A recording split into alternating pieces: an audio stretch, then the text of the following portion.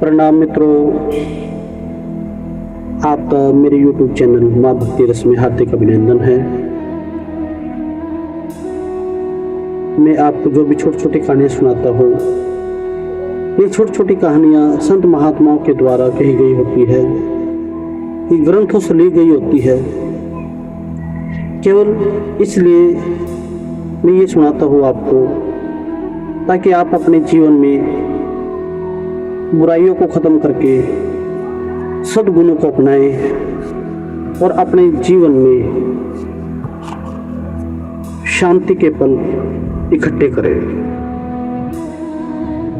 क्योंकि आज हम इस भागदौड़ में घूम रहे हैं कि शांति के फल हमें मिलने मुश्किल हो रहे हैं। इसलिए मित्रों, आज मैं फिर आपको एक छोटी सी कहानी सुनाऊंगा और इस कहानी में आपको बड़ा आनंद आएगा और आपकी आत्मा को एक सुख की अनुभूति होगी। यमुना नदी के किनारे शांति वन में अनेक पक्षी रहते थे। अन्य पक्षियों के अलावा वन में गिद्ध, चील जैसे बड़े पक्षी भी रहते थे। नन्ही नन्ही चिड़ियां भी मौज से विहार करती रहती थी। कुछ पक्षियों ने पेड़ों पर घोंसले बना रखे थे और कुछ पेड़ों के कोटरों में रहते थे। शांति वन की सुनहरी चिड़िया रानी चिड़िया के नाम से जानी जाती थी। छोटे बड़े सभी पक्षी उसका आदर सम्मान करते थे। रानी चिड़िया भी बहुत समझदार थी। वे सभी पक्षियों का ध्यान रखती थी। रानी चिड़िया की दो जुड़वा बेटियां थी, सोनल और मीनल। शांति वन के सभी पक्षी उन्हें बहुत प्यार करते थे। उनका बहुत सा काम भी वे निपटा देते थे। रानी चिड़िया को सदैव इस बात की चिंता रहती थी, कहीं अधिक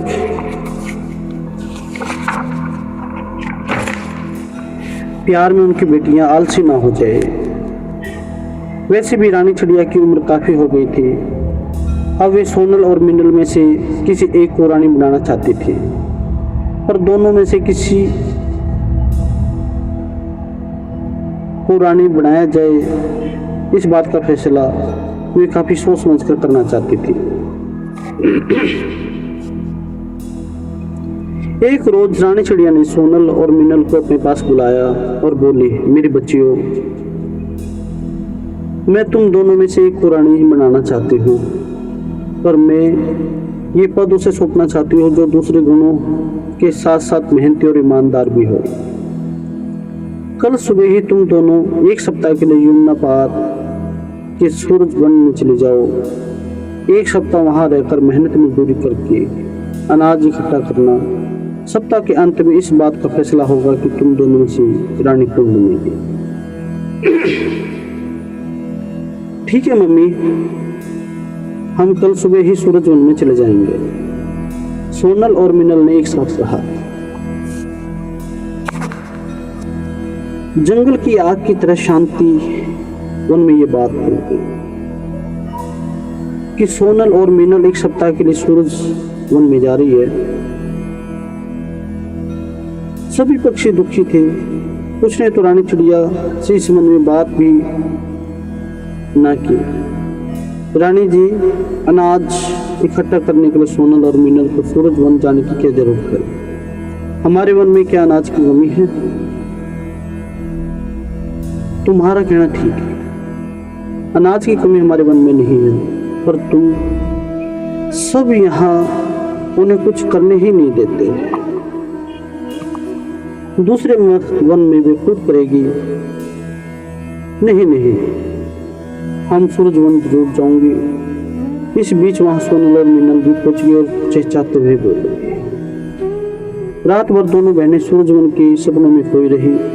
सुबह होते ही उन्होंने शांति वन के पक्षियों से विदा लेकर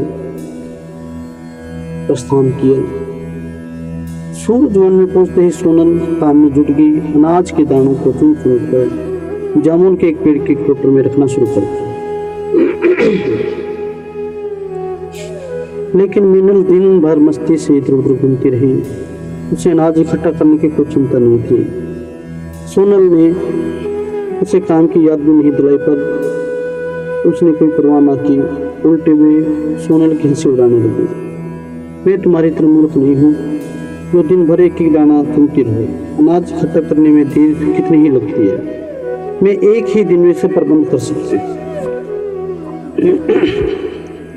सोनल उसकी बात समझ ना पाई, इसलिए अपने काम पर लगी रही। देखते देखते एक सप्ताह बीत गया। सोनल ने अनाज ले जाने के लिए एक बगला गाड़ी का प्रबंध किया। तभी मीनल भी उसके पास आई और बोली, सोनल, मैं भी अपना अनाज इस गाड़ी में रखवा लेती हूँ। हाँ हाँ, क्यों नहीं, सोनल ने सहमत होते हुए कहा। पर वे मन ही मन सोच रही थी, मीनल ने अनाज किस में इकट्ठा किया। मीनल के अनाज को देखकर सोनल की आंखें फटी रहेगी, क्योंकि इतना अनाज वे कई महीनों में कड़ी मेहनत के बाद भी इकट्ठा नहीं कर सकती। दोनों बहनें बुगला गाड़ी के साथ साथ शांतिवन पहुंची। वहीं पक्षियों ने उनका स्वागत किया। पूरे एक सप्ताह बाद दोनों बेटियों को देखकर रानी चिड़िया बहुत खुश थी। उसने उनके द्वारा इकट्ठा किया अनाज भी देखा। रानी चिड़िया अनाज की गाड़ी यमुना नदी के किनारे ले गई और गिद्धराज को बुलाकर बोली, इस अनाज को यमुना नदी में फेंक दो। रानी चिड़िया की बात सुनकर गिद्ध को बड़ा आश्चर्य हुआ, पर उसने उनकी आज्ञा का पालन करते हुए सारा अनाज यमुना नदी में फेंक दिया। मम्मी, ये आपने क्या किया? मैंने कितनी मेहनत से अनाज इकट्ठा किया था और आपने उसे पानी में फेंकवा दिया। सोनल आंसू बहाते हुए बोली, अरे इसमें रोने की क्या बात है, बोल तुझे कितना अनाज चाहिए, मैं कल ही तुझे लाकर देती हूँ। मीनल सोनल की आंसू पोंछते हुए बोली। उसी समय रानी चिड़िया ने घोषणा की, मेरी बात सोनल रानी चिड़िया बोली, क्योंकि ये मेहनती और ईमानदार है, इसलिए मैं सोनल को रानी चिड़िया बना रही हूँ। रानी चिड़िया की घोषणा सुनकर पक्षियों में फुसफुसाहट होने लगी। रानी चिड़िया ने ऐसी घोषणा क्यों की? अनाज तो मीनल का ज्यादा था। तभी रानी चिड़िया बोली, मेरे प्यारे मित्रों, माना कि मीनल का अनाज ज्यादा था, पर वे अनाज मेहनत और ईमानदारी से इकट्ठा किया हुआ नहीं था, जबकि सोनल ने अनाज इकट्ठा करने में दिन रात एक कर दिया था। पर आपको ये कैसे मालूम हुआ? मोर ने अपनी कलगी हिलाते हुए पूछा। जब मैंने अनाज को पानी में फेंकवाया तब सोनल की आंखों में आंसू आ गए, पर मीनल को जरा भी दुख नहीं हुआ, क्योंकि सोनल ने उसे इकट्ठा करने में अपना पसीना बहाया था और मीनल शायद किसी खलिहान से उठा लाई थी। मम्मी, आप ठीक कहती हैं। मैंने सूरज वन में जाते ही देख लिया था कि खलिहान में अनाज का ढेर पड़ा है, इसलिए मैंने मेहनत करना उचित न समझा। मीनल ने माँ की हाँ में हाँ मिलाई और सोनल को बधाई देते हुए गले लगा लिया। सभी पक्षी रानी चिड़िया के फैसले से खुश थे, अर्थात मेहनत और ईमानदारी का फल मीठा होता है। इसलिए मित्रों, जीवन में आप ईमानदारी सहित मेहनत करें तो आपको एक शांति का अनुभव होगा। आपने मेरी कहानी बड़ी ध्यानपूर्वक, बड़े प्यार से सुनी, बड़ा टाइम निकाल कर सुनी। आपका बहुत बहुत धन्यवाद मित्रों। अगर आपको मेरी कहानी पसंद आई हो तो आप मेरे वीडियो को लाइक करके मेरे चैनल को सब्सक्राइब करें। आपका बहुत बहुत धन्यवाद मित्रों। जय श्री राम मित्रों।